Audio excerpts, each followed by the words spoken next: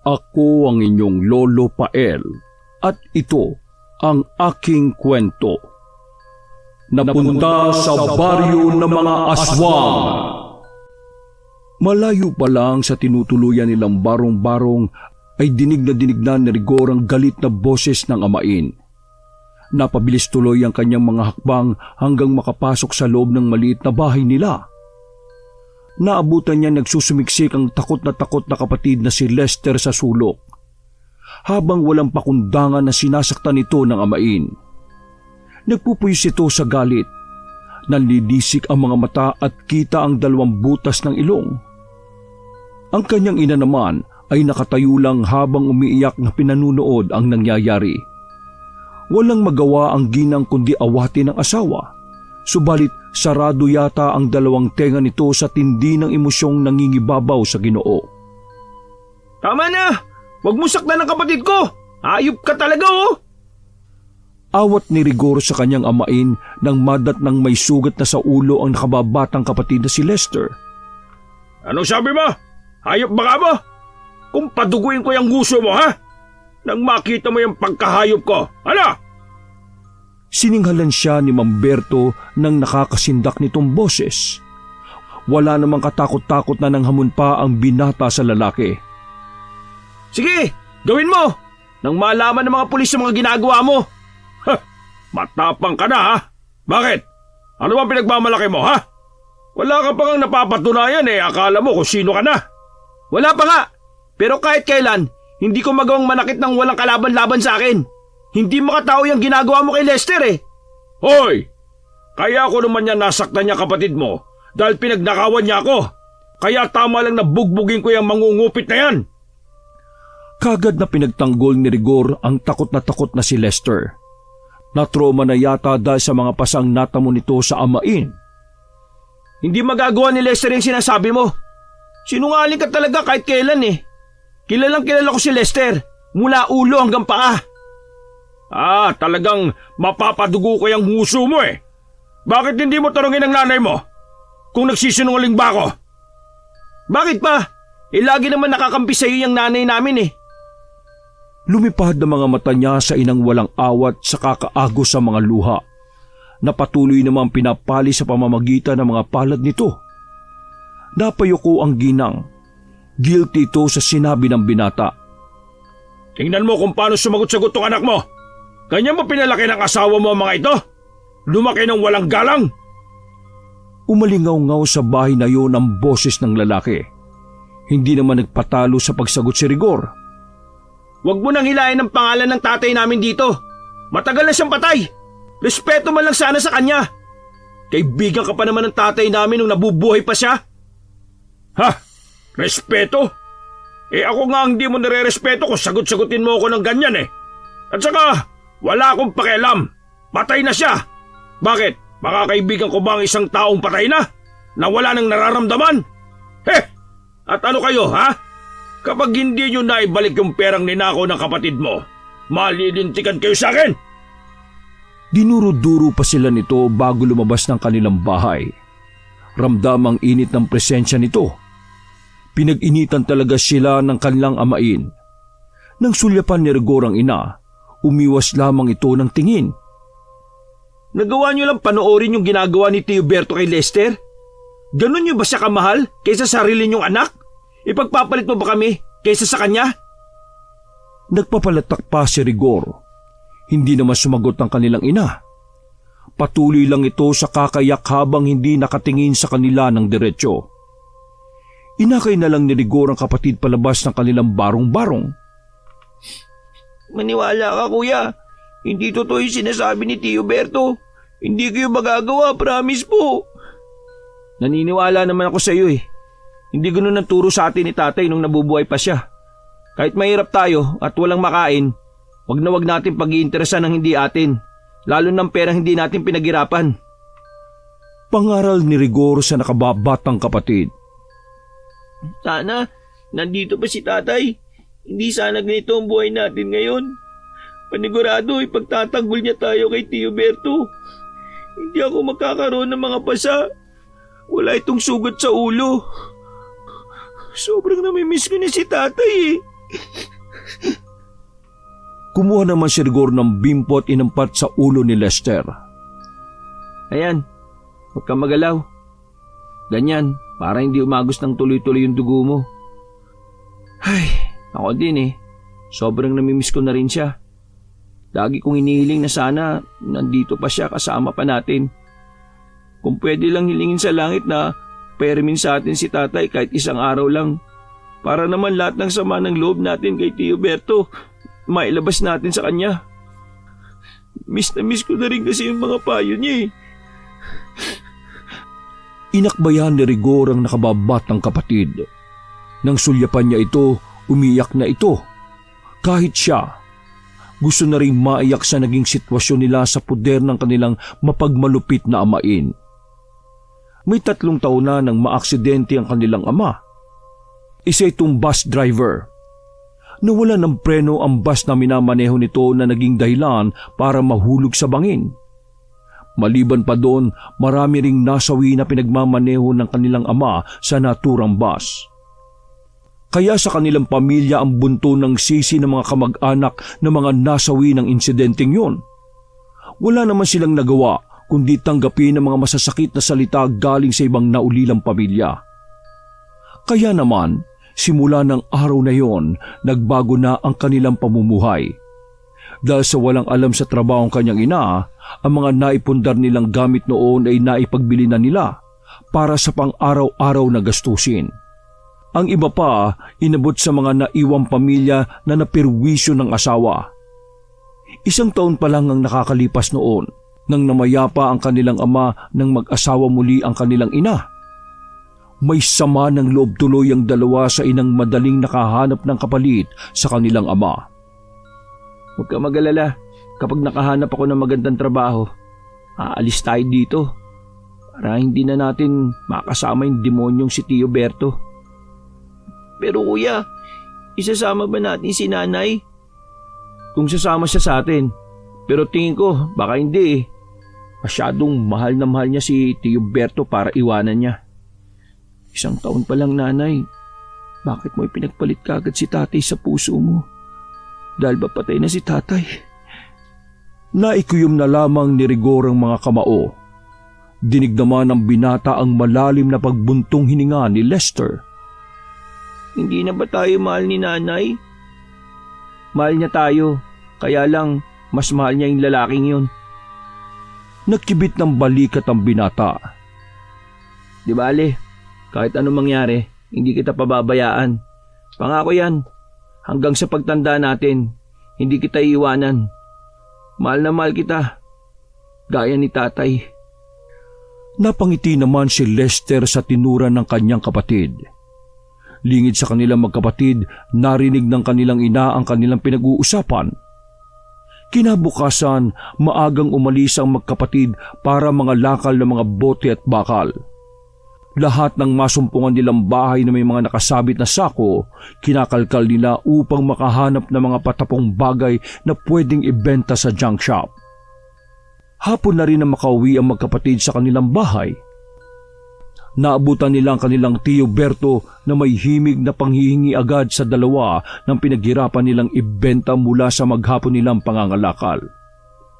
Baka naman pwede nyo kung bagi na ng kita nyo. Pasensya na po, Tio Berto. Maliit lang yung kita namin eh. Matumal pa sa matumal. Sapat lang na pambili ng bigas at ulam para ngayong araw. Mabilis na napatayo si Mang Berto nang magpantig ang magkabila nitong tenga sa naging tugon ng binata. Napakadamot mo talaga. Parang konting barya lang eh, pinagdadamot mo pa. Kung kayo ba naman nagbabanat ng buto para hindi na kayo nakikihati sa barya-barya namin kinikita eh. Abat, ang yabang mo ah. Hoy, huwag mo kakalimutan na nandito kayo sa poder ko ha. Kaya wag mo akong pagsasalita ng ganyan. Malilintikan ka talaga sa akin. Akin yan! Nilapitan ni Mang Berto ang magkapatid at saka pilit inago ang pera na nakasupot. Wag! Amin to! Ano ba, Tio Berto? Ano ba? Tio Berto, parang awa mo na. Bitiwan mo po yan. Amin yan. Aba, ayaw nyo ha? Etong sa inyo. Nang nagmamatigas sila, pinagbibibigwasan sila ng kanilang tiyo Berto. Napaigik sa sakit ang magkapatid nang masikmuraan sila ng lalaki. Hindi lang yan ang aabutin nyo kapag nagbatigas kayo. Simula ngayon lahat ng kita nyo sa akin mapupunta. Maliwanag ba?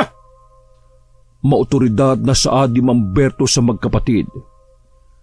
Nagbitaw pa ng salita si Rigor habang sapo ang tiyang nasaktan. Ang sama niya talaga. Anong sabi mo? Malakas siyang binatukan nito nang tubuan muli si Mang Berto ng init ng ulo sa sagot na yun ni Rigor bago dinuro-duro. Ang kanilang ina naman, tulad ng dati, tahimik lang na nanunood. Palihim na naiiyak. Isa pang beses na sagutin mo ako ng ganyan. Palakol ko na ang tatama sa'yo, ha? Banta ni Mang Berto sa binata. Nang makalis ang amain, sinisi pa sila ng ina kung bakit sila sinaktan.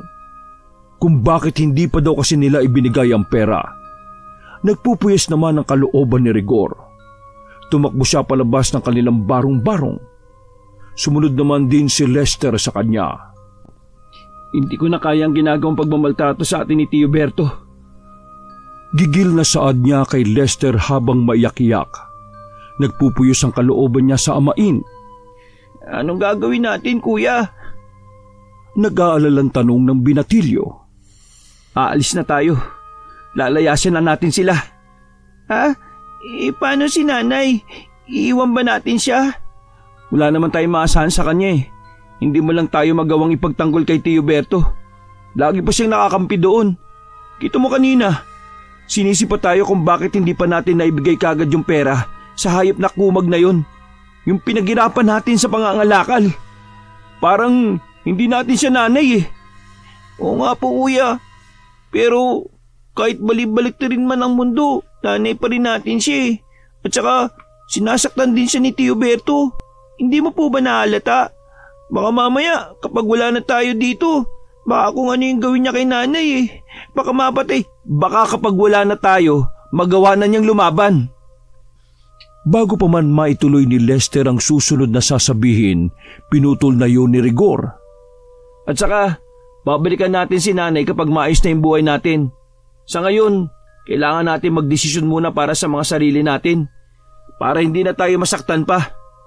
Malayong malayo sa lugar na ito na merong napatpad na isang demonyo. May ibig ipakahulugan ng binata sa huling salita nito. Pero paano tayo makakaalis, kuya? May konting ipon na ako, kahit papaano, mula sa mga pangangalakal natin. Yun ang gagamitin natin sa pag-alis natin dito sa impyernong lugar na ito. Naroon ang takot ng magkapatid sa pinaplano pero buo na ang desisyon ni Rigor na umalis sila. Habang nagkakalkal sa basuran si Rigor ng araw na yon, naghahanap kasi siya ng pwede pang maibenta sa mga yon para pandagdag sa pagluwas ng dalawa. Humahangos naman na dumating si Lester galing sa kanilang bahay. Oh, saan ka naman nagpunta? Imbis na tulungan mo ako dito eh, puro kalakwatse eh. Kuya, galing ako sa bahay ngayon lang. Nakahawak sa magkabilang tuhod si Lester. Hinahabol ang sariling hininga. Umuwi ka sa atin? Bakit? May nangyari ba kay nanay? Ba't namumutla ka? Pinahupa muna ni Lester ang nararamdamang hingal sa sarili bago magsalita. Walang nangyari kay nanay, kuya. Pero kailangan na nating umalis. Nagmamadalit na hintatakot ang saad ni Lester. Hindi naman malaman ni Rigor kung anong gustong sabihin ng nakababatang kapatid. May dalawang guhit sa pagitan ng magkasalubong na kilay ng binata sa weirdong ikinikilos ng binatilyo. Bakit nga? Sabi mo muna kung ano nangyari. Makinig ka, kuya. Narinig ko si Tio Berto. Ibibenta na tayo kay Mang Tasyo. Nakita kong binayaran na siya ng malaking pera eh. Narinig ko na kukunin niya tayo mamaya kapag nakauwi tayo. Nahihintakotang pahayag ni Lester. Ano? Totoo ba yan? Wala man lang ba sinabi si nanay? Hindi man lang siya tumutol? Hindi man lang ba niya naisip na matagal ng balita sa lugar natin na iligal ang gawain ng taong yon? Wala man lang nga siyang reaksyon eh. Mabuti na lang, hindi nila ako nakita kanina. Dahil kung hindi, baka hindi na kita nasabihan. Papasok sana ako sa pinto para kunin yung wallet ko. Pero yun nga, malinaw na malinaw ang pandinig ko na kausap niya si Mang Tasyo. Ibebenta tayo ni Tio Berto, kuya. Anong gagawin natin? Hindi na tayo pwedeng umuwi dun. Ang mabuti pa, ngayon na tayo umalis. Walang pag-aalinlangan niyang sabi sa kapatid. Tahasan na siyang nagdesisyon kaagad. Kapag pinairal na naman nila ang nakadepende sa poder ng amain, baka mapariwara sila ng tuluyan. Ha? Sapat na ba yung perang naipon mo, kuya? Bakit bigla-bigla? Hindi pa, pero wala na tayong pagpipilian eh. Ikaw na rin nagsabi na nabayaran na tayo, kaya alis na tayo ngayon din. Hindi na tayo babalik pa dun. Nang araw na yon, hindi na umuwi ang magkapatid. Dala ng konting naipon, lumayo na sila sa lugar na yon. Mas pinili nilang maglakad palabas ng kanilang baryo kaysa makisakay sa takot na mahuli sila. Kuya, hindi pa ba tayo makikisakay? Pagod na ako eh. Delikado, sa highway na lang tayo makisakay. Wag dito, baka mamaya mapara pa natin mga tauhan ng taong yun. Hindi pa rin ako makapaniwala na sasangayunan na lang basta ni nanay si Tio Berto. Hindi na niya talaga tayo mahal. Hindi to ang tamang panahon para maghimutok ka dyan. Ang kailangan natin, makalayo ka agad. Alam ko naman yan, kuya. Hindi ko lang talaga maiwasa magtampo. May paparating. Magtago muna tayo. Mabilis silang nagtago sa gilid ng daan kung saan matataas ang mga damo. Napansin nilang dahan-dahan lang ang patakbo ng driver sa sasakyan. Parang pamilyar sa akin yung sasakyan na yun ah. Oo nga kuya, parang nakita ko na yan. Tama, yung kaibigan ni Tio Berto ang sakay niyan nang minsan dumalaw siya sa bahay. Hindi kaya hinahanap na nila tayo? Ang lakas naman ng radar nila na malaman na tumakas na tayo. Hindi ko alam kuya, pero natatakot ako mahuli tayo. Nang lumampas sa kanila ang sasakyan, nanlaki pareho ang mga mata nila nang makita sa unahan ng kanilang Tio Berto. Nakumpirma nilang hinahanap nga sila nito. Hindi tayo pwedeng dumaan sa kalsada, baka mahuli nila tayo. Isang tayo dadaan kung ganon. Dito na lang sa gubat. Tatawirin natin to hanggang marating natin yung kabilang barangay. Delikado yung kuya.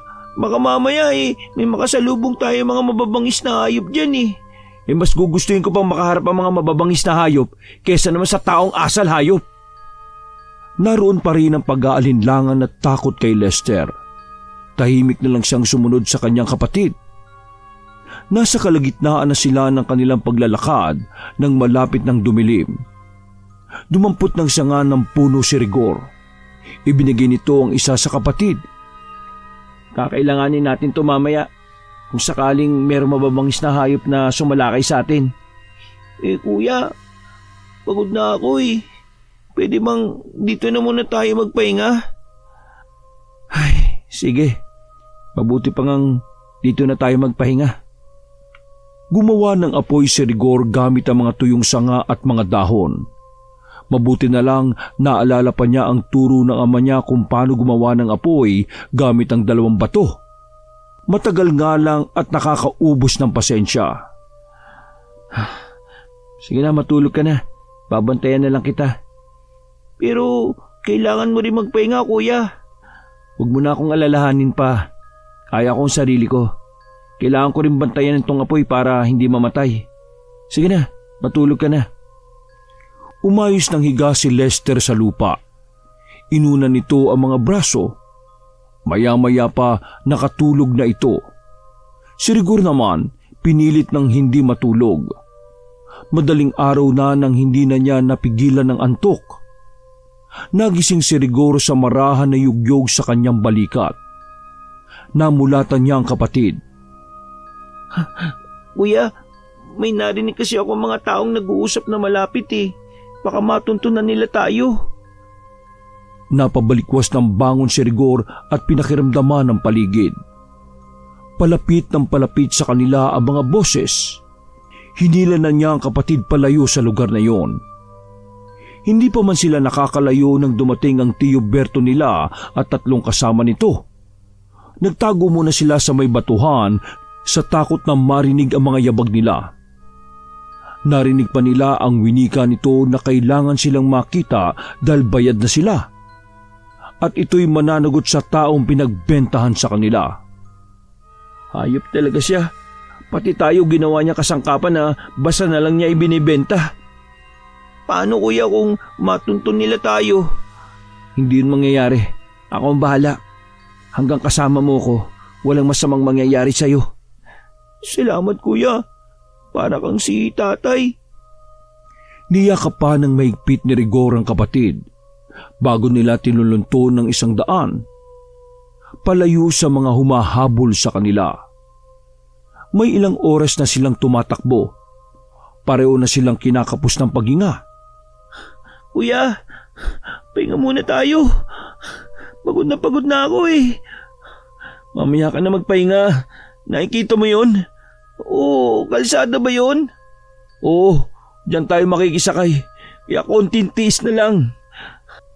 Tumango naman si Lester na baka sa matinding pagod sa muka. Mabilis nilang tinakbo ang kalsada.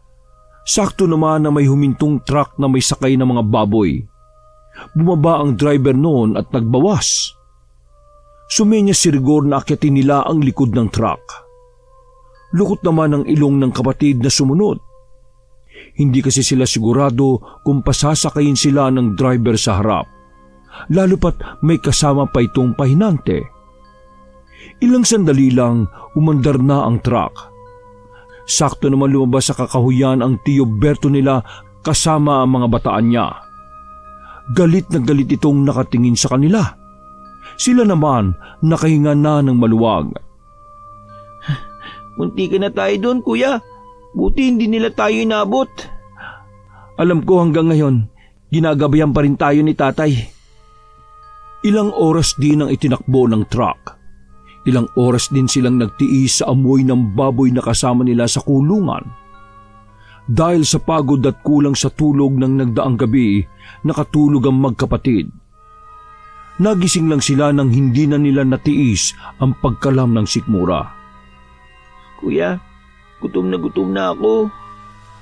Kapag tumigil tong truck, bababa na tayo para makahanap ng pagkain.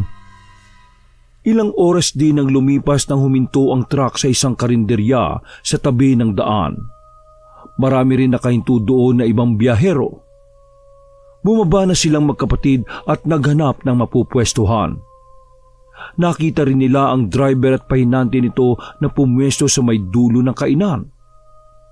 Kailangan natin tipirin tong pera natin. 1 ulam at 2 kanin. Saan ba talaga tayo pupunta kuya? Ewan ko, hindi ko pa alam eh.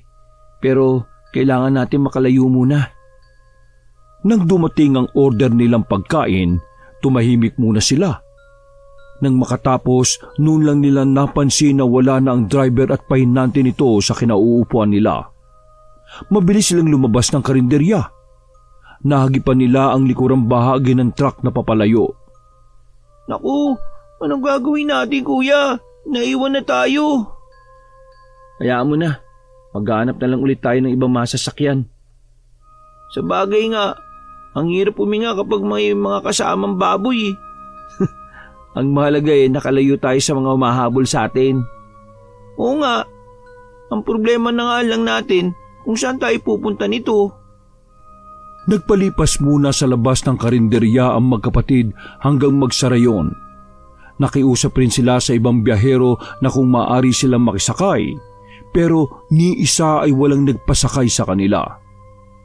Mukha daw kasi tayo mga guskusin kaya walang gusto magpasakay sa atin eh. Amoy ebak pa tayo ng baboy. Hayaan mo, may maawa rin siguro sa atin. Mabuti pa, maglakad-lakad na tayo. Sumunod naman ng kanyang kapatid. Lahat ng sasakyan na dumadaan ay pinapara nila. Pero ni isa walang nagpapasakay sa kanila. Malapit na rin dumilim ng mga sandaling yon. Kumakalam na rin ang kanilang sikmura. ubos na rin ang tubig sa bote na hiningi nila sa karinderya kanina. Wala na ata katapusan tong paglalakad natin, kuya. Bumalik na lang kaya tayo sa atin. Nag-init naman ang dalawang tenga ni Rigor sa naging suwestyon ni Lester. Nasisiraan ka na ba?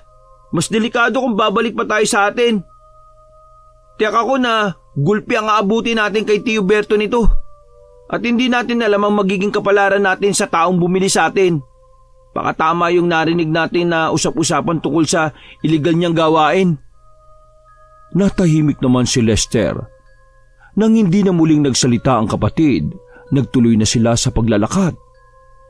Tumigil na rin sila sa pagpara ng mga sasakyan. Nang hindi na nila nakayanan ng pagod, umupo muna sila sa gilid ng daan. Ilang minuto na lang ay nagdidilim na ang paligid. Nawawala na sila ng pag-asa na meron pang magpapasakay sa kanila nang biglang tumigil ang isang owner jeep sa tapat nila. Sakay niyo na isang matandang lalaki at lalaking hindi nalalayo ang edad sa kanila. Mga iyo, saan ang punta ninyo? Ho? Pwede po bang makisakay kami sa inyo? Kanina pa kasi kami naglalakad ng kapatid ko eh. Ay, oo naman. Saan ko ba kayo ihahatid? Hindi naman agad nakasagot si Rigor sa tanong ng matandang lalaki. Nagkatinginan pa sila magkapatid bago tiningnan ang kaharap na naghihintay ng kanilang sagot. Mga naglayas ba kayo? Alam nyo mga iho, delikadong lugar na ito lalo na sa gabi. Ang mabuti pa sumama na muna kayo sa bahay. Talaga po? Okay lang po ang sumama kami sa inyo? Oo naman. Sige na, sumakay na kayo sa likod. Agad namang sumakay ang magkapatid.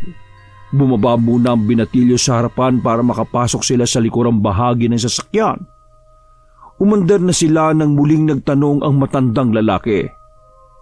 Ano ba nangyari sa inyo? Bakit kayo umalis sa inyo? Tumakas po kami sa amin eh. Balak po kasi kaming ibenta ng amain namin sa taong napapabalita sa lugar namin na may iligal na gawain. Mabutit nakatakas kayo. Uso na ngayong dinadala sa ibang lugar ang mga bata para mamalimos. Di kaya'y pinagtatrabaho nila ng mabibigat at walang bayad. Nasaan ba ang mga magulang ninyo? Wala na po kaming tatay. Ang nanay naman po namin ay may bago na kinakasama. Yun nga po yung amain namin na gusto kaming ibenta. Wala man lang bang ginawa ang inyong ina para mapigilan ng kinakasama niya? Naku, mas mahal niya po yung lalaking yung kaysa sa aming mga anak niya. Ay, may mga magulang talagang ganon. Pero huwag kayong habang buhay na magagalit sa inyong ina. Dapat mahalin niyo pa rin siya sa kabila ng kanyang pagkukulang sa inyo. Hindi naman umimik si Rigor. Tumingin lang siya sa labas. Madilim na ang buong paligid. Wala rin ni isang bahay silang nadaanan. Maya-maya, muling nagsalita ang matandang lalaki. Ako nga pala si Ambo. Ito naman ang aking apong si Obet. Kami na lang ang magkasama. Maga kasi siyang naulila sa mga magulang. Ako po pala si Rigor. Siya naman po yung nakababata kong kapatid na si Lester. Natutuwa ako makilala kayo. Siguro ang kapatid mo at itong apa ko magkasing edad lang. 17 po ang edad ng kapatid ko. Ako naman po magbe-20 anyos na. Magkasing edad nga sila. Kababata niyo pa para maligaw ng landas. Siya nga pala. Kung wala pa kayong siguradong pupuntahan bukas ang bahay ko para sa inyong magkapatid. Talaga po? Naku, nakakaya naman po. Tsaka hindi niyo naman kami lubusang kakilala Nararamdaman ko na mabuti kayong mga bata. Kahit kailan, hindi ako nagkamali sa mga kutob ko. Nagkatinginan naman ang magkapatid. Parang gustong magtubig ng mga mata ni Rigor. Huminga na lang siya ng malalim para pigilan ang bugso ng damdamin. Iniisip na lang niya dahil sa pinaghalong pagod, gutom at takot, kaya ganun siya kaemosyonal. Nilingon din sila ni Obet nang ngumiti sa kanila. Sumenyas pa ito sa kanila na hindi agad nila maunawaan. Natutuwa ang apo ko sa inyo. Sabi niya, pwede kayo sa amin. May kapansanan nga pala ang apo ko. Ipinanganak siyang hindi nakakapagsalita. Pero nababasa niya ang buka ng ating bibig. Ganun po ba? Maswerte pa rin po siya kasi nandiyan kayo. Ngumiti lang si Mang Ambo sa kanya. Isang oras pa ang lumipas nang marating nila mga kabahayan na magkakalayo ang agwat. Sa isang lumang bahay at gawa sa tabla at kahoy sila huminto. Mabilis na bumaba ang maglolo at binuksan ang pinto ng bahay na may 3 baitang pa. Tahimik naman silang sumunod sa mga ito. Salamat naman at matiwasay tayong nakauwi. Delikado po ba talaga na maabutan sa labas? Oo, iho. Lalo na sa panahon ngayon. Ay, teka lang. Magluluto lang ako ng hapunan natin, ha? Alam ko pagod at gutom na kayo. Tutulong na po ako sa inyo. Naiwan naman si Lester at Obet sa sala. Mukhang magkakasundo ang dalawa dahil magkasing edad lang. Pagdating sa kusina, agad na nagsalang ng bigas si Mang Ambo. Mang Ambo, maraming salamat po sa inyong tulong ha.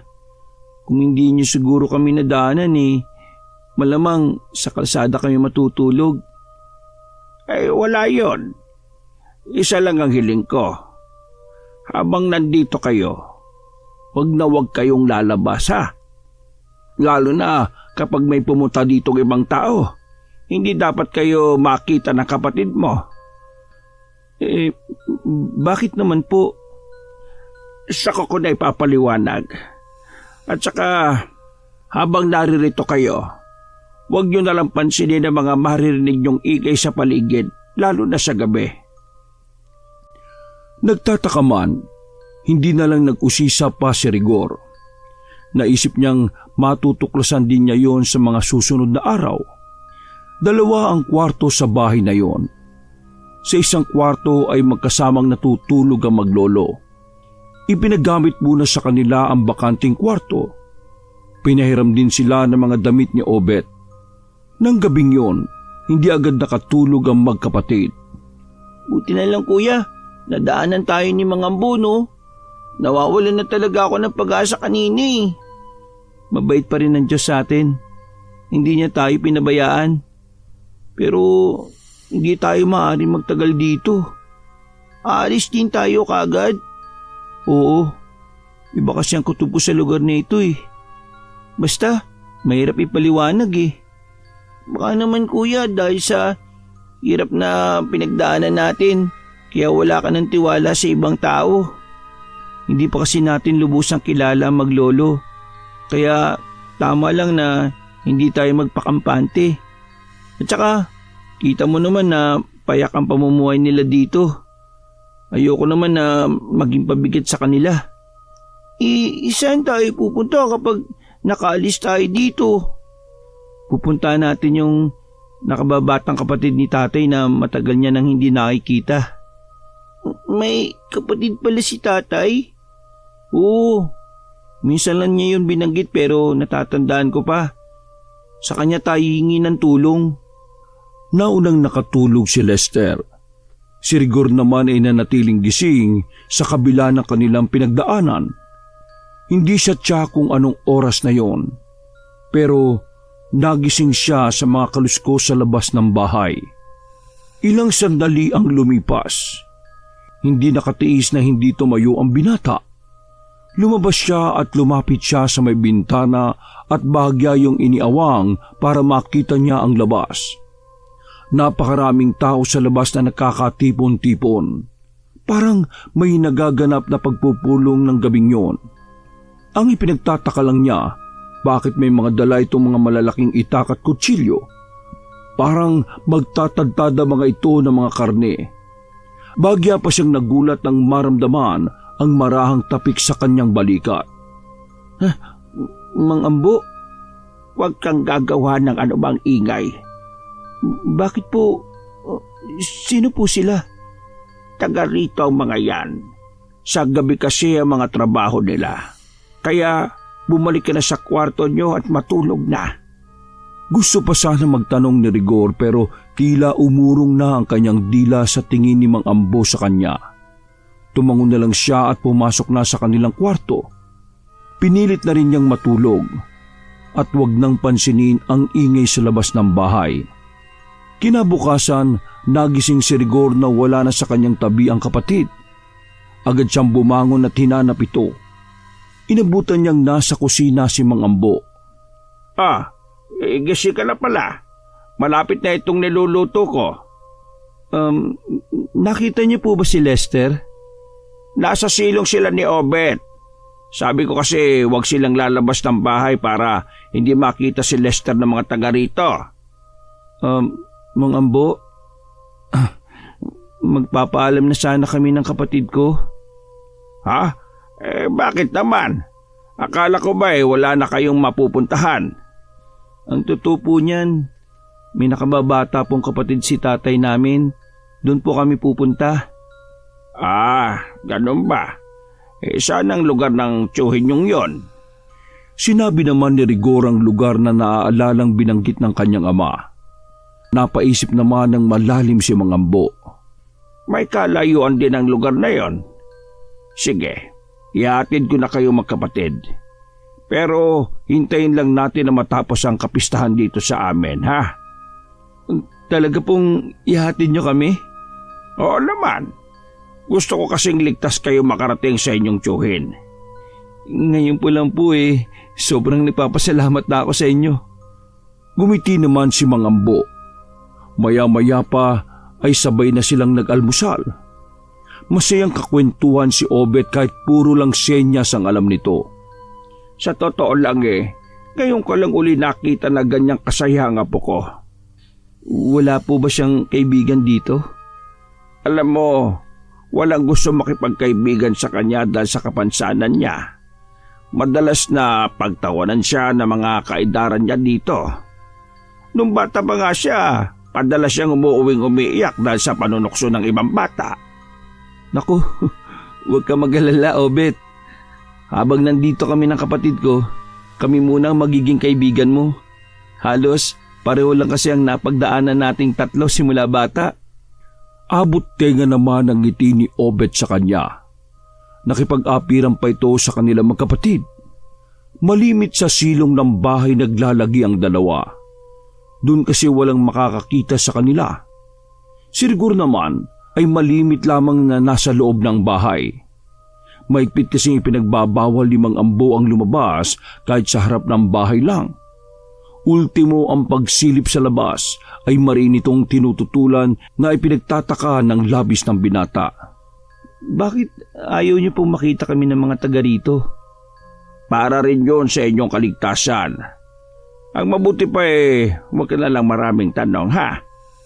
Lalo tuloy bumangon ng kuryosidad kay Rigor. Isang gabi, narinig na naman niya ang pagpupulong sa tapat ng bahay. Nagtatawanan pa ang mga yon. Dahan-dahan siyang lumabas ng kanilang kwarto at sumilip mula sa may bintana. Dahil hindi niya makita ang mga ginagawa ng mga ito, pumanaog siya ng bahay at nagtago sa malaking drum malapit sa mga ito. May buhat-buhat ang ilang lalaki na mahabang lamesa. Ang ilang kalalakihan naman ay may daladalang mga sako. Inilapag nila yon sa ibabaw ng mesa. Biglang nanlaki ang mga mata ni Rigor at napatutob sa sariling bibig para hindi makagawa ng ingay. Inilabas kasi ang mga katawan ng tao. Ang ilang kalalakihan naman ay inuumpisa ng tadtari ng mga ito. May ilan na buong pagtatakam na sumubo pa ng ilang pirasong laman ng tao. Ang isa ay isinahod pa sa bibig ang tumutulong dugo sa ulo ng biktima. May nakita pa siyang dalawang katawan na pinagtulungang buhatin at inilagay sa ibabaw ng lamesa. Hindi na natagalan ni Rigor ang mga nasasaksihan ng mga sandaling yon. Humakbang siya paatras, pero may naapakan siyang tuyong sanga. Kabadong napusulyap siya sa mga yon. Halos pigilan niya ang paghinga ng sabay-sabay na sumulyap sa gawin niya ang mga ito. Ang isa sa kanila na may hawak ng malapad na itak ay humakbang papalapit sa kanya. Kahit malamig ang gabi, daman niya ang pamumuo ng pawi sa kanyang noo. Napapitlag pa siya nang biglang sumulpot si Mang Ambo sa kanyang tabi. Ayos lang ba kayo dyan mga kasama? Magsabi lang kayo kung may kailangan pa kayo ha. Bumalik na ang mga ito sa pagtatadtad ng karne ng mga tao.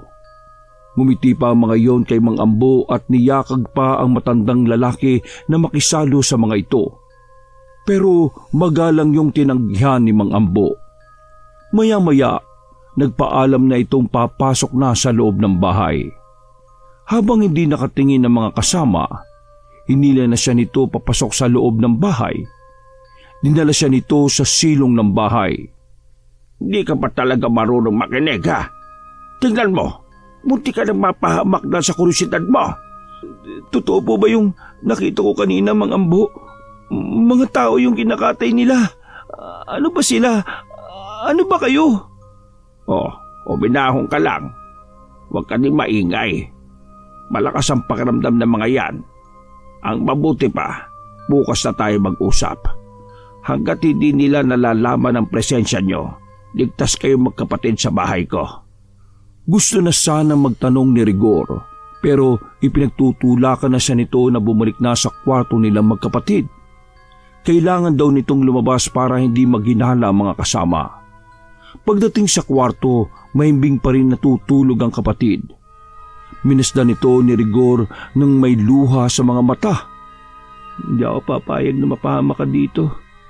Puprotektahan kita gaya ng pangako ko. Hindi na nagawang matulog ni Rigor ng gabing yon. Binantayan na lang niya ang kapatid. At bawat kaluskos na naririnig ay napapapitlag siya. Buong gabi niya ang pinakiramdaman ng labas ng bahay. Mag-uumaga na pero dinig pa rin niya ang tawanan ng mga nasa labas. Kinabukasan, maagang bumangon si Rigor. Naabutan niya si Mang Ambo sa kusina. Magkape ka muna. Alam ko hindi ka nakatulog kagabi. Pasensya ka na, iho, ha? Gusto ko po ng kasagutan sa lahat ng ito. Ipaliwanag niyo po kung anong lugar ito. Kung ano kayo. Ay, ihahatid ko na kayong magkapatid. Hindi na natin hihintay matapos ang kapistahan. Tiyempo lang ako kung paano ko kayo maitatakas dito. Hindi niyo pa po sinasagot ang gusto ko malaman eh. Lahat ng mga nakatira dito, kabilang kami, ay mga aswang. Ho? Mga aswang? Totoo palang may aswang? Totoo pala kayo? Wala pa mga mananakop, nabubuhay na ang aming lahi. Hanggang nagpasalin-salin na lamang. Pero dapat mong malaman, hindi lahat ng aswang ay likas na masama. Ang karamihan sa amin, mas pinili na mamuhay ng tahimik. Kung totoo ang sinasabi nyo, bakit kumakain pa rin sila ng karne ng tao? Kitang-kita ko sila kagabi. May ilan sa amin na hindi na tinalikuran ng pagkain ng karne ng tao. Pero may ilan din sa amin na pinili na mga alagang hayop na lamang ang kainin tuwing nagugutom kami at nauuhaw sa dugo ng tao. Paano po ako makatitiyak na wala kayo masamang balak sa amin ng kapatid ko? Di sana unang gabi niyo pa lang dito may masama nang nangyari sa inyo, di ba? Kaya nga hindi ko kayo gustong lumabas ng bahay. Masyadong delikado. Baka kami ay mapag-initan nila kapag nalaman na kumukupkup kami ng mga tao. Natahimik naman si Rigor. Napag-isip-isip niya na tama si Mang Ambo. Unang pagkikita pa lamang nila, damanan niya ang kabaitan na matandang lalaki.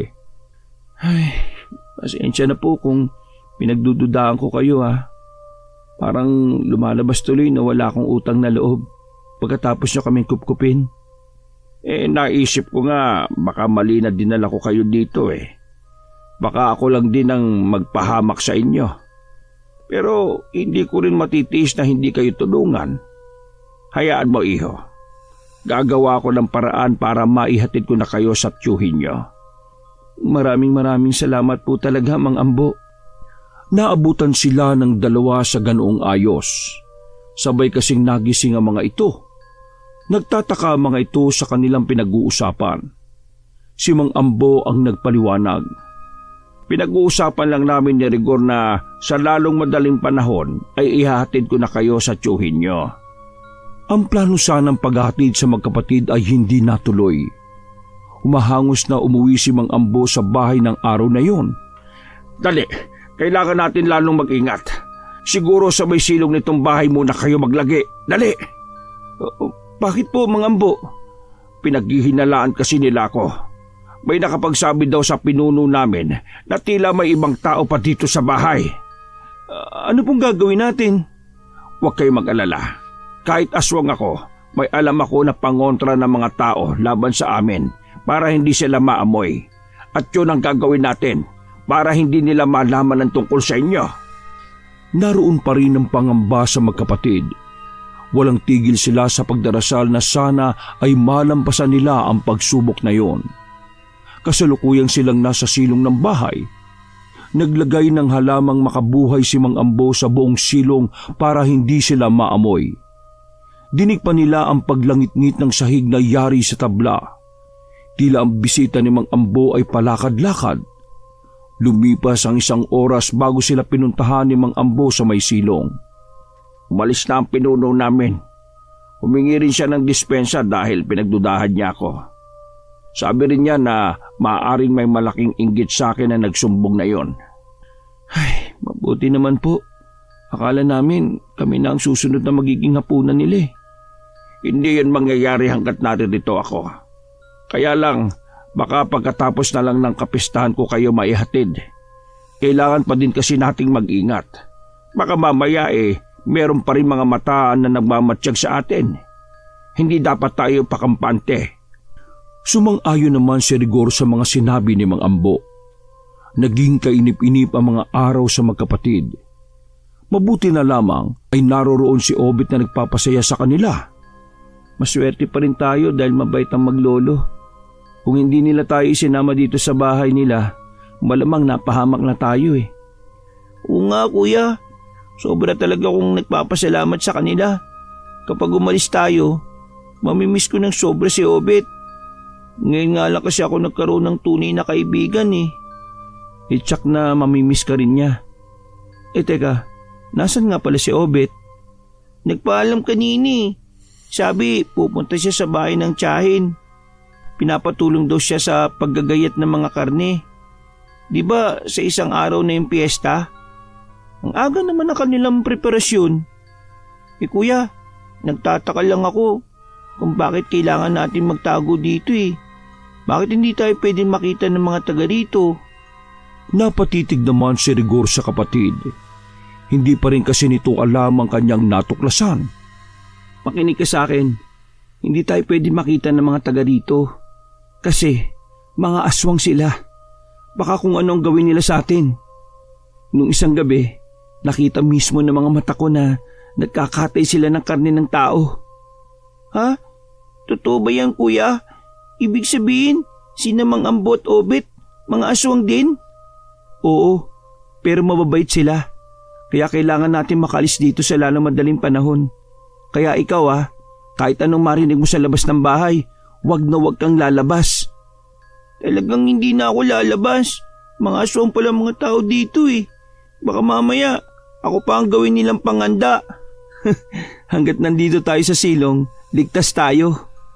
Sumapit ang gabi, hindi pa rin dumarating ang maglolo. Nag-aalala na rin si Rigor at nagugutom na rin sila. Bakit kaya wala pa sila kuya? Hindi kaya may nangyari na sa kanila? Baka nalaman na ng mga tao rito na kinukup-kup tayo ng maglolo. Huwag kang mag-isip ng negatibo.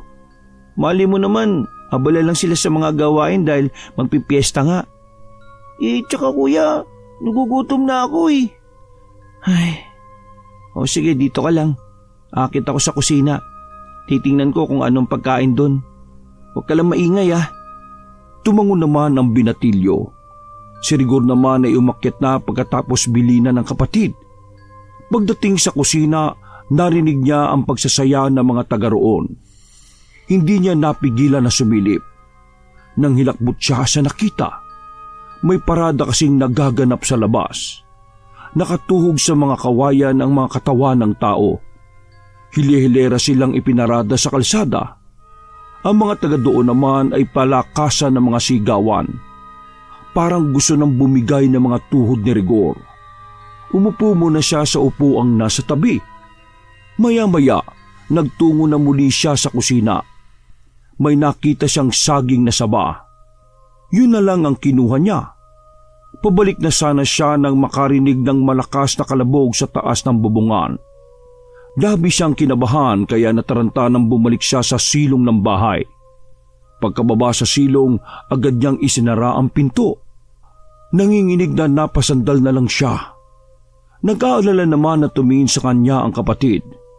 Kuya, anong nangyari? Kaya pala wala pang maglolo. May parada sa labas. Ha? Uso rin pala sa kanila ang parada? Siguro, ang pagkakaiba lang siguro ng piyesta sa kanila, karne ng taong kanilang inihahanda. May handa rin kayang karne ng tao si Namang Ambo? Baka ang mga kamag-anak niya. Nabanggit niya kasi na matagal siyang hindi naghahanda eh. Tumutulong lang daw siya sa mga kamag-anak niya. Para tuloy ayaw ko nang kumain ng kahit na anong karne. Lagi ko kasing naalala yung pangyayari dito eh. Okay nga kung puro gulay na lang ang kainin natin, no? O ito, pasensya ka na kung saging lang yung nadala ko eh. Okay na to kuya, nakakabusog din to eh. Mag-uumaga na nang dumating ang maglolo. May dala mga ito na pagkain. Pasensya na kayo kung ngayon lang kami ha. Hindi kasi kami makaalis-alis eh. Yung isa kasing malapit sa aming pinuno, panay ang tingin sa amin. Para bang binabantayan niya ang kilos namin ni Obet. May palagay din ako na siya ang nagsusumbong sa pinuno namin eh. Lumabas po pala ako kagabi ha. Gutom na po kami kaya kumuha ko ng pagkain sa kusina eh. Nasilip ko nga po yung parada. Alam ko na nakakarimarim ang parada namin. Yun na ang tradisyon namin eh. Ang mabuti pa, kumain na kayo. Huwag kayo mag-alala. Hindi karne ng tao yan. Hindi pa rin makalimutan ni Rigor ang nakitang tanawin sa parada. Pero dahil gutom na, kumain na rin siya. Pinili na lang niya ang mga sahog na gulay. Pagkatapos kumain, hinayaan niya munang maglaro ng baraha ang kapatid at si Obet. Silang dalawa naman ni Mang Ambo ay masinsinang nag-usap. Bukas na ang mismong piyesta. Konting taste na lang, may aatid ko na kayo sa inyo. Oo, naiisip ko lang po. Hindi po kaya mapahama kayo maglolo kung tutulungan niyo kami? Walang masamang mangyayari kung mag-iingat tayo. Tsaka gusto ko rin makatulong sa inyo eh. Yun din ang gusto ng apo ko. Ang ligtas kayong makaalis sa baryo namin. Aaminin ko, nalulungkot si Obet dahil mawawalan siya ng kaibigan. Nalulungkot din naman po kami. Sa maikling panahon, papalapit na rin po kami sa inyo. Ganun po yata kapag mabuti ang isang tao eh. Madaling makagaanan ng loob. Hindi katulad ng amain namin. Gusto ko nakalimutan nyo na ang mga mapait na karanasan nyo na yon. Huwag niyong hayaan na malambungan ang pag-iisip nyo sa nangyaring yon. Kapag maayos na ang buhay nyo, babalikan nyo ang nanay nyo. Napatango-tango naman si Rigor. Naroon pa rin ang pagtatampo sa kanyang puso para sa ina. Pero batid niya, mabubura rin yun.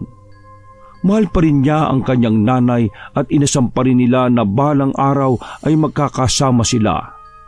Dumating ang araw ng kapistahan sa lugar na yon. Dinig na dinig nila ang pagkakaingay sa labas ng bahay.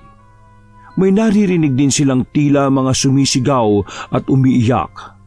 Hinahayaan na silang lumabas ng silong ni Mang Ambo. Ano yung kuya? Huwag mo nang pansinin ang naririnig mo. Paano hindi may naririnig akong humingi ng tulong? Wala naman tayong magagawa eh. Mabuti pa, yayain mo na lang si Obet sa silong.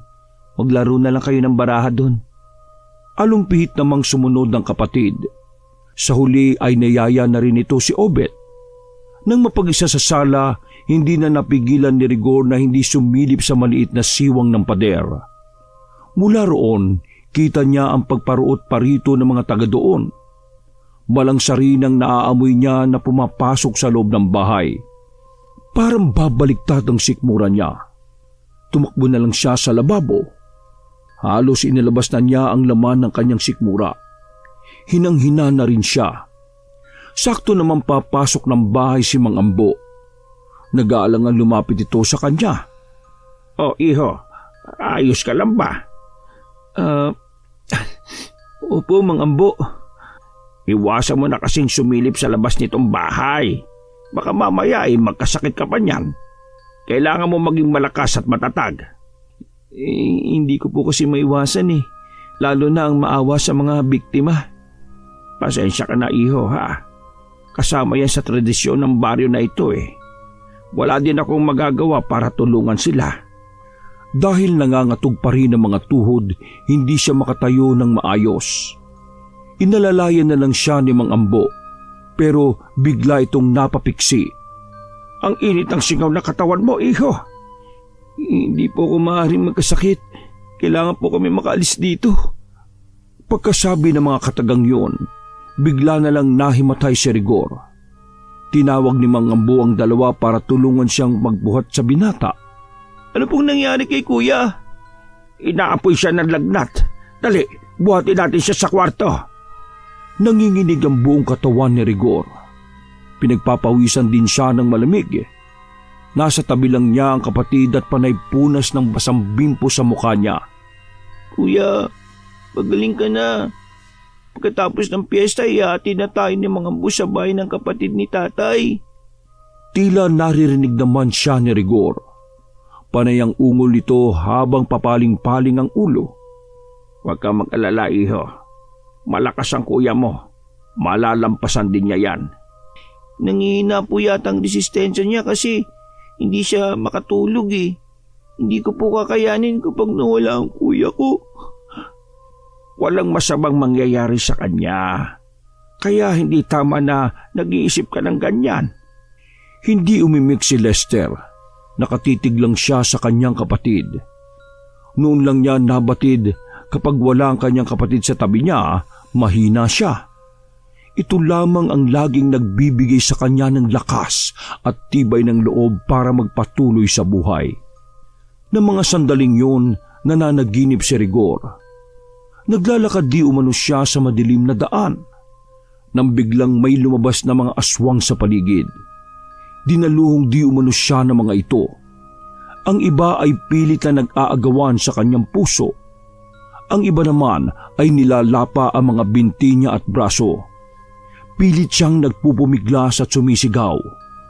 Nang biglang may sumisigaw sa kanya ng tulong sa di kalayuan. Mga halakhak ang maririnig. Pagtingin daw niya, yun ang mga biktima ng mga aswang. Tumatawa mga ito pero matalim siyang tinititigan. Tila inuusig siya kung bakit wala siyang ginagawa para tulungan sila. Nagising si Rigor na naliligo sa sariling pawis. Habol din niya ang kanyang paghinga. Pinilit niyang maupo at sumandal sa kanyang higaan. Napalingon siya sa papasok na kapatid.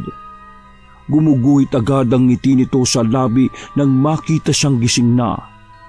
Mangiyak-ngiyak pa itong lumapit sa kanya. Kuya, mabuti naman gising ka na. Sobra ako nag-aalala sa iyo eh. Pasensya ka na kung nag-alala ka pa sa akin. Mabuti na rin naman ang pakiramdam ko. Tsaka na nagugutom ka na no. Teka lang, kukuha kita ng sopas. Yung kasi ang nilutong almusal ni Mang Ambo eh. Baka sakali daw na magising ka na. O sige, dalan mo rin ako ng tubig ah. Para kasing tuyong-tuyo yung lalamunan ko eh. Agad namang tumalima si Lester. Isang pitsil na ang dinala niya. Halos maubos ang laman ng tubig ng pitsil dahil sa uhaw na nararamdaman niya. Grabe, nauuhaw ka ng gusto ah. Siguro sa panaginip mo, takbo ka ng takbo. Ang sama nga ng panaginip ko eh. Akala ko nga, hindi na ako magigising. Ay, siya nga pala, anong nangyari sa piyesta? 3 araw nang tapos ang piyesta dito. Ha? 3 araw na kamo? Oo, 3 araw ka na rin walang malay, kuya eh. Nasan ngayon si Mang Ambot at Obet? May pagpupulong daw sila ngayon. Kaalis lang nung magising ka. Alam mo kuya, nung sumilip ako sa labas, puro kulay-pula yung kalsada at napakasangsang din ng amoy. Talagang babaliktad ng sikmura mo. Huwag mo na ulit gagawin ng sumilip sa labas ha. Baka magaya ka sa akin. Kaya siguro ako nagkasakit dahil sa kakasilip ko sa labas dala ng kurisidad Hindi ako pinapatahimik ng konsensya ko. Sobrang naawa ko sa mga biktima pero wala akong magawa Habang buhay ko na lang dadalin sa isip ko yung mga tanawin na yun. Oo kuya, hindi ko na ulit gagawin yun. Ininit ko nga pala yung sopas Kukunin ko lang para makakain ka na. Tumango lang si Rigor sa kapatid. Nang nakatalikod na ito, napaisip siyang bigla ng ilang minuto lang ay bumalik na kagad ng kapatid. Dala ang sopas. Gusto mo bang subuan kita? Wag na, kaya ko naman na Nakaramdam naman ng gutom si Rigor ng malanghapang umuusok na sopas. Kahit nakakapaso ang init, sunod-sunod na subo ang ginawa ni Rigor. Talagang magugutom ka nga.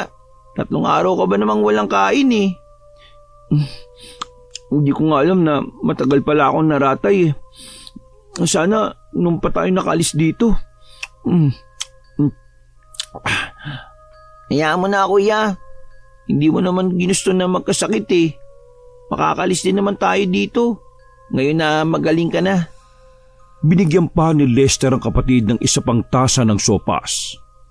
Bago magtangalian ay umuwi na rin ang maglolo. Natuwa ang mga ito nang malamang gising na siya. Nako, mabuti naman at gising ka na. Lapis kaming nag-alala sa iyo Lalo na yung kapatid mo. Salamat po sa pag-aasikaso niyo sa akin. Naabala ko patuloy kayo. Wala yon. Ang importante ay magaling ka na. Kailan niyo po kaya kami may hahatid? Kapag malakas ka na at kaya mo ng sarili mo. Oo, sige po. Ano nga po palang nangyari sa pagpupulong ninyo? Napag-usapan yung tungkol sa amin na hindi na kumakain ng karne ng tao. Napansin kasi ng pinuno namin na hindi sumali ang ilan sa amin sa pistahan. Ano pong gusto nila? Kumain din kayo ng karne ng tao, katulad nila? Nasusulsulan lamang ang aming pinuno Magbabago rin ang isip nun. Habang nag-uusap sila, biglang may kumatok sa may pintuan. Kinabahan naman si Rigor. Dito ka lang. Huwag na huwag kang lalabas ng kwartong ito Oo, si Lester po. Tsak na nasa silong silang dalawa ni Obet. Nagmamadali na si Mang Ambo na tinungo ang pintuan. Para kasing sisirain na yun ng kung sino mang kumakatok. Si Rigor naman ay lumapit sa may pinto para mapakinggan ang sasabihin ng kung sinong bisita ni Mang Ambo. Nang marinig ang pagbukas ng pinto, lalong kinabahan ng binata. Lalo na nang marinig ang paggalit na boses ng bisita. Umalis na kayo sa pamamahay ko! Wala kayong karapatan na manggulo dito! Huwag niyo akong subukan Magkakamatayan tayo sa oras na ipilit niyo yung gusto niyong gawin! Wala kayong karapatang halugugin ang bahay ko dahil lang sa maling paratang. Itiyakin ko sa inyo na makakarating ito sa pinuno natin. Dahil lang sa hindi namin pagkain ng karne ng tao, pinag-iisipan niyo na ako ng kung ano-ano. Nagbanta rin ng bisita ni Mang Ambo na hihingi ng permiso sa kanilang pinuno para halugugin ang kanilang bahay.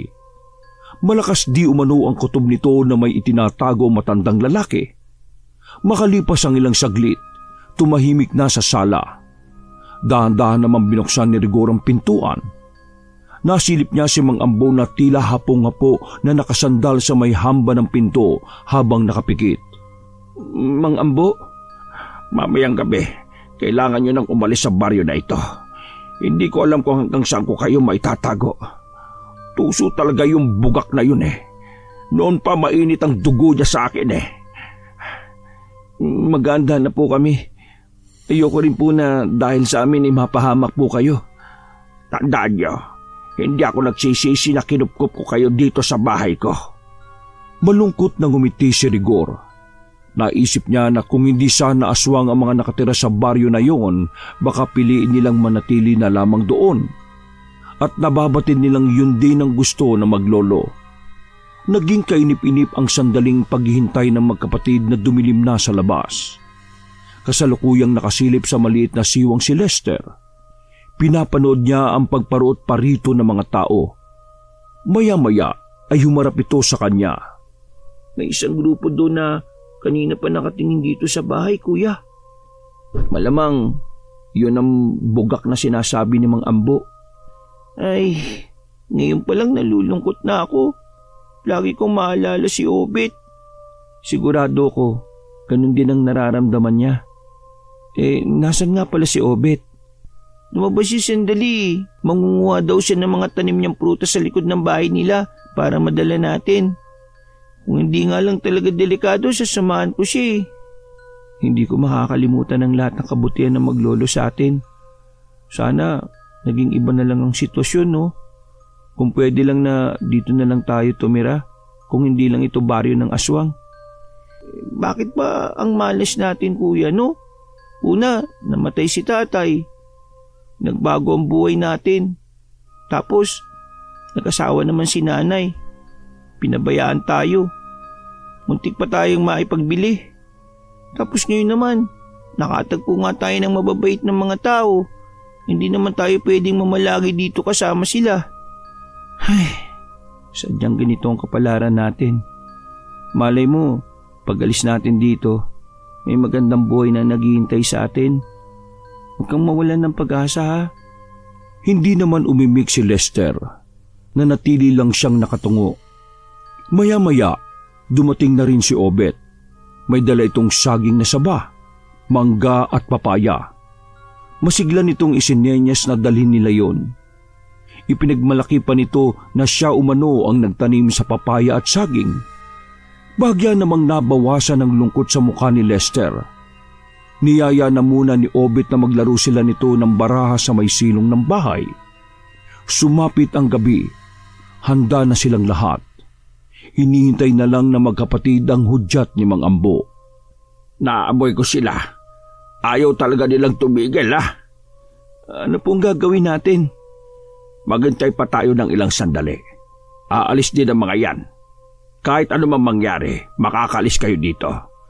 Huwag niyong kakalimutan ang mga binili ko sa inyo, ha? Kapag nasa poder na kayo ng tiyuhin niyo. Opo, Mang Ambo. Hindi ko po makakalimutan ang mga sinabi niyo sa amin. Tinapik-tapik naman ni Mang Ambo ang kanyang balikat. Sina Lester at Obet ay tahimik naman sa isang sulok ng bahay. Nakikiramdam din sa paligid. May kinuha si Mang Ambo sa may kusina. Isa yung garapon ng asin. Ito lang ang meron dito sa bahay na maaaring makatulong sa inyo. Kinuha ni Rigoryon at isinilid sa bag na dala. Ilang sandali pa lumabas na ng bahay si Mang Ambo. Pinakiramdaman nito ang paligid. Maya-maya, bumalik ito sa loob ng bahay. Bilisin niyo ng kumilos. Kahit nangangatog sa takot, pinilit bilisan ng dalawa ang kilos. Sumakay sila sa may likuran ng owner. Sumakay na rin ang maglolo sa unahan. At saka minaniobra yon paalis ni Mang Ambo. Habang umaandar ang kanilang sinasakyan, hindi maiwasan ni Rigor na hindi lingunin ang kanilang pinanggalingan. Wala po akong nararamdaman na sumusunod sa atin. Sana nga hindi nakasunod si Nabugak. Sa ibang daan tayo lalabas ng baryo. Mas mahirap nga lang ang daan doon pero malapit na yun sa mga bahayan. Kung sakali mang may humabol sa atin, makakahingi kayo ng tulong. Maraming pong salamat, Mang Ambo, Obet. Hindi namin makakalimutan itong ginawa nyo. Lumingon si Obet at sumenyas gamit ang kamay nito. Naluluha pa ang binatilyo, ganun din si Lester. Ngunit biglang tumigil ang kanilang sinasakyan sa pagtataka ng magkapatid. Mang Ambo, bakit po? Nalinti ka na!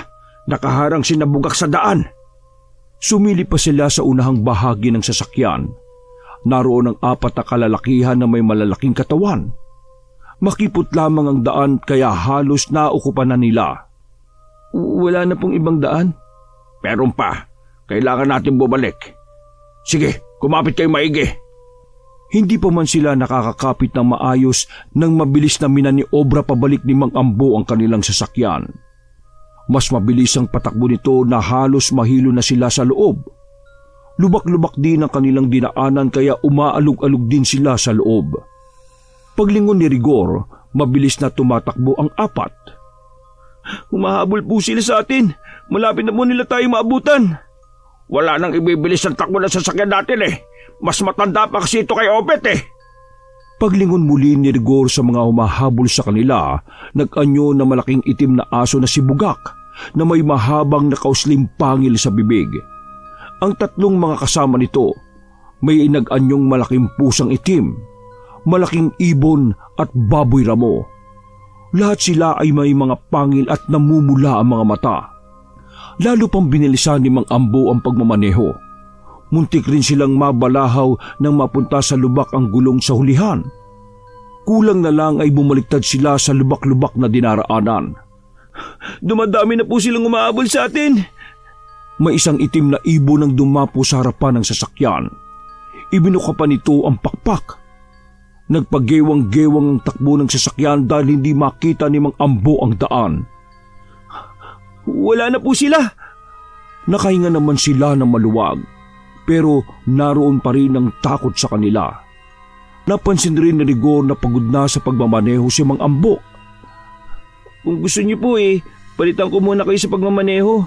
Marunong po ako magmaneho Sige na po, magpahinga po muna kayo. Marunong ka palang magmaneho eh. Opo, nung nabubuhay pa po yung tatay namin, tinuruan niya po ako. Sige, itatabi ko lang itong sasakyan para ikaw na muna dito ha. Itinabi muna ni Mang Ambo ang sasakyan nito.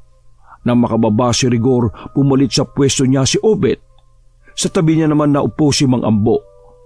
Mabuti naman po at tumigil na sila sa paghabol sa atin, Huwag muna tayo magpakampante.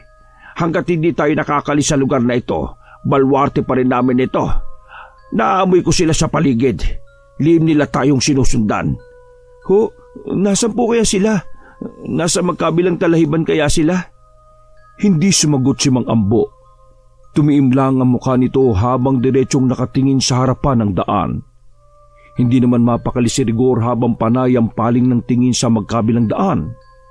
Malapit na sila sa may palikong daan nang bigla na namang nagsulputan ng mga ito. Mas marami sila sa pagkakataong yun. Tila buong baryo ng aswang ang nakapalibot sa kanila. Hinto mo! Hanggang dito na lang namin kayo masasamahan. Pasensya na kayo mga iho. Hindi ko na kayo maihatid sa lugar ng tiyuhin nyo. Dalhin nyo na ang sasakyan nyo. Tsak na hindi ko na rin ito mapapakinabangan pagkatapos ng gabing ito. Pero, Mang Ambo, baka kung anong gawin nila sa inyo Hindi ko kayo maaaring iwan dito. Huwag nyo na kaming palalahanin pa. Kaya namin ang aming mga sarili. Kailangan nyo lang umalis. Sige na, diretsyon nyo na lang ang daan na yan. Tansyak ko, 4 hanggang 5 oras din ang biyahe papunta sa lugar na inyong pakay. Magtanong-tanong na lang kayo doon.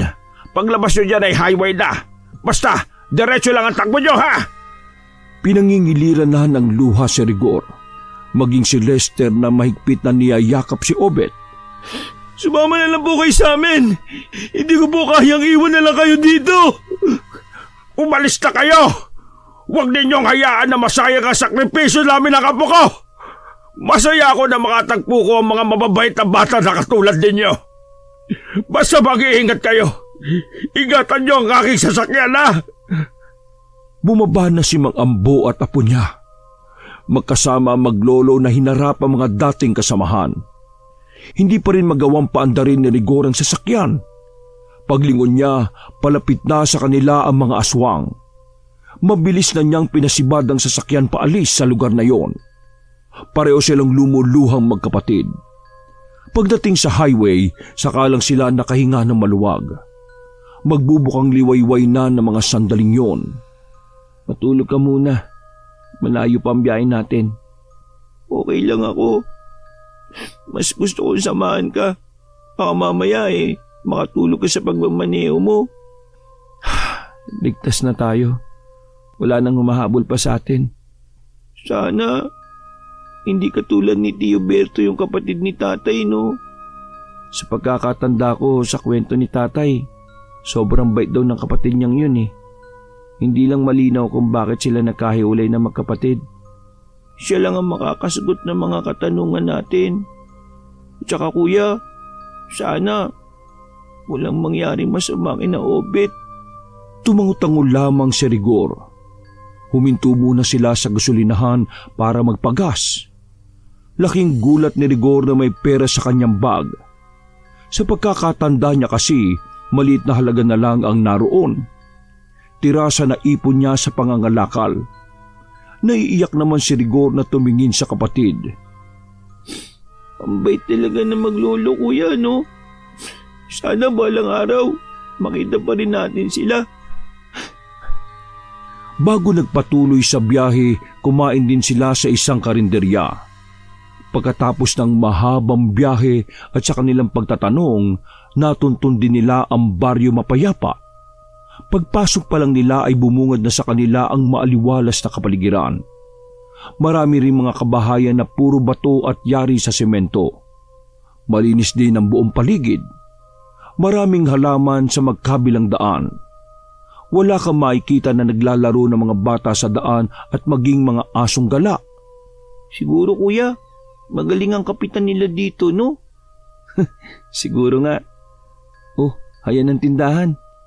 Ikaw na magtanong kung kilala nila si Ruel Pineda. Yun ang pangalan ng kapatid ni tatay.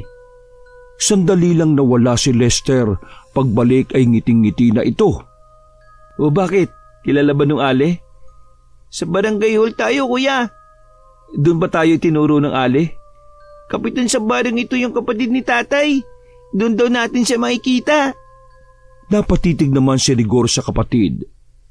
Maya-maya pa, sumilay na rin ang ngiti niya sa labi. Pinandar na nilang muli ang sasakyan at pinuntahan ng barangay hall ng lugar. Pagdating sa harap ng barangay hall, may ilang tanod silang nakita na nasa harapan. Nakatingin ang mga yun sa kanila. Ano kaya magiging reaksyon niya kapag nakita niya tayo? Hindi natin malalaman kung di tayo bababat papasok sa loob.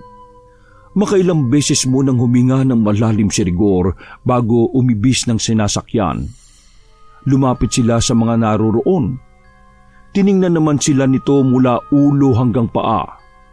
Tinanong sila ng may edad ng lalaki kung sino ang hinahanap nila.